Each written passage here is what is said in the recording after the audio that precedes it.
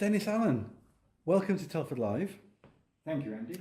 And what I'd like to do is just give you the chance to tell the electors of the Wrekin constituency why they should vote for you. Well, obviously I want them to vote for me. I believe that, well, I know that UKIP is not left-wing or right-wing with a common sense party.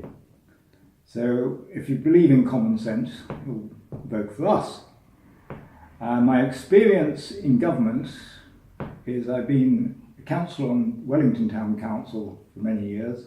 I'm mayor this year. I've been on Telford and Wrekin Council for 10 years. I'm no longer on it, but I was deputy mayor and a cabinet member. So I know what goes on in Telford and Wrekin and what makes things tick, and I know the hardship. More recently, I've been fighting against the bedroom tax on behalf of a chap in Dawley, and I'm strongly, anybody that's suffering from this, I'm completely against the bedroom tax. It's the most unfair thing that has ever happened, or happened for a long time. It's very cruel and it's stupid, and I was the first person to take Telford and Wrekin Council to court over it. And that didn't work because the judge in Shrewsbury only checked that they obeyed the rules. And as it's the rules that are stupid, he just said, carry on. So I then thought I'd go for a judicial review, as it's called. And I consulted with a UKIP judge, and we needed a solicitor. But unfortunately, the experts in the bedroom tax solicitors, there was only two I could locate, one in Coventry, one in Liverpool. We went to see the one in Liverpool, and he declined to operate outside Liverpool. So there is no way you can go find these things. Okay, so we've got, we did a survey of residents in the Wrekin area. Yes. And top of their list of priorities was the Princess Royal Hospital and the health service and A&E. So what would you do for the residents with regards to the health service? First of all, I'd get this decision to close the Miller Centre changed.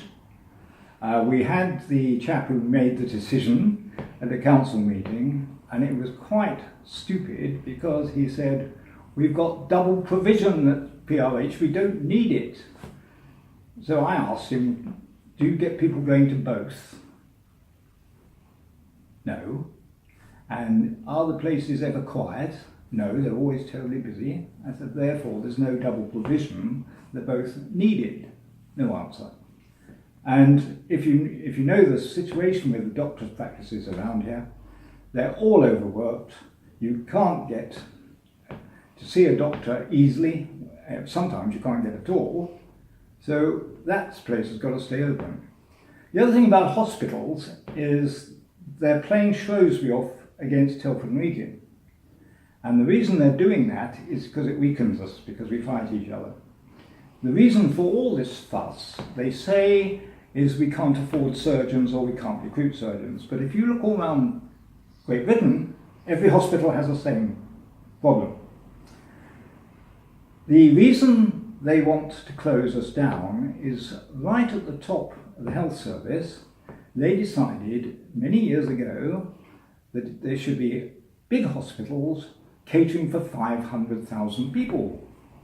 Now, by sheer bad luck, Shropshire is about 500,000 people. So following bureaucrats' logic, you don't have two hospitals, you have one. The fact that the two hospitals are both as busy as hell and can't take all the customers, the patients, is irrelevant. They've got their guide rule of 500,000 people per hospital. This is obviously nonsense. So we must fight it, and I would fight it, and I'd make sure it never happened just by causing enough trouble to make sure that both hospitals stay open. The reason they have problems getting doctors is a really stupid one as well. There is a cap on how many doctors can be trained each year. The medical schools are limited to taking 7,500 medical students each year. most years they turn away about 800 British kids with straight A's in the subjects they needed. So you've got 800 people every year being turned away saying you can't become a doctor, there's no room at the college. But we're short of doctors. The other reason is medical schools get more money for foreign doctors, training foreign, than they do for British, training British. So if you're head of a medical school, you're going to import, and of course it's a nice earner for the government, it's earning other foreign currency. So the governments have built this problem by cutting the number of people who can be trained to be doctors, and by having silly rules about how many, the population per hospital, which I've already hammered. But if you go to any other country, I think Spain, Germany, anywhere else, you don't have huge hospitals. They have a few, but they have hospitals according to the size of the town, of the catchment area. Now that is logical and sensible and sounds UKIP. The other is bureaucratic nonsense and sounds very much Conservatives and Labour. Okay, so you would like to see hospitals at Shrewsbury and Telford? They are both busy. Closing one and making one bigger one somewhere will cost an awful lot of money, and it won't solve the problem. Everybody knows that if you have a stroke or something, the time to get somewhere to treatment is critical. Are we going to say that the people in Shrewsbury don't matter, we'll have the hospital here, so people in Shrewsbury, more of them are going to die on the road going here? Or are we going to say that people in Telford and Wrekin don't matter and put the hospital in Shrewsbury? It's a nonsense. We shouldn't do it, and we shouldn't allow it. Okay. So the other aspects of life in the constituency of the Wrekin that the survey revealed was Brexit and the economy, and obviously that's probably your specialist subject. It is.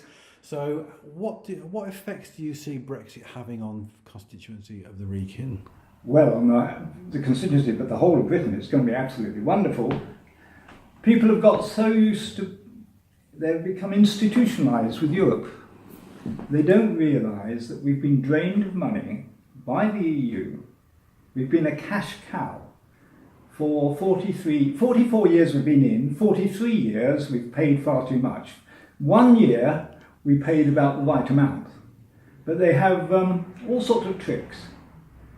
And so you can't, let's talk money. Okay, let's, the last year I have the facts and figures for trade is 2014. In 2014, they sold us, that's the EU, £290 billion worth of stuff. We sold them £230 billion worth of stuff. So 60 billion they get out of it, extra trade. Now, if we left the EU on what they call a hard Brexit, which I'm all for, we would all have to pay World Trade Organization tithes, which would be about 3.5%. Now, you think we pay them 3.5%, they pay us 3.5%, but they pay an extra 3.5% for the 60 billion extra trade. So we make nearly 3 billion just on that. The Treasury suddenly gets a windfall of 3 billion. The other thing is, they keep saying things will be more expensive, but there is a common external tariff. The EU is described as a free trade area, which it isn't. It's a tariff area. And anybody outside the EU has to pay the common external tariff, which is grossly unfair on African countries, Asian countries. The tariff can be anything up to 70%. Now somebody's going to say, because of what I've just said, but that means we could pay 70%. But they would have to pay 70% as well, so we'd make more. And the other thing is, if they tried to punish us, the World Trade Organization would throw them out, which the EU wouldn't. Another thing which people who are remaining always say, it's the largest trading bloc in the world. Now, it's only the largest trading bloc in the world because we're in it. If we leave, America and China are bigger. So there's an awful lot of nonsense talk, and quite honestly, I'm very sad that we didn't declare UDI the day after Theresa got in, because we've paid, and it is 350 million a week. Never mind what the other people said. If they keep saying it wasn't 350 million. The Treasury says it's 350 million. The Office of National Statistics says it's 350 million. It's only the Remainers that say it isn't, and it's more than that actually. Excellent. Denis Allen, thanks very much for sharing your thoughts with us and with the residents of Telford and the Wrekin. Best of luck for June the 8th, and I shall see you at the count. Fine, thank you.